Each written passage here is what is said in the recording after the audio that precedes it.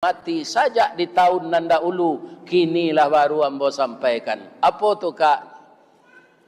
Ambo melamar engkau untuk istri ayah angke engkau nan kedua.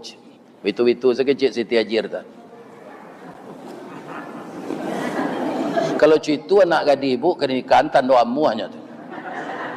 Tapi kalau menangisnya indak tu, jangan dipasuk. Lain terang ada ibu tu.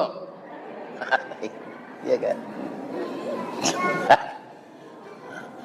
Kak, sabananya ambo ke mengecek ni tu ke kakak.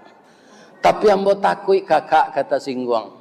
Tapi kiranya kakak kanai ambo keturun basobok kita di pintu. Batamu rueh je buku sauku batuang kajanjang.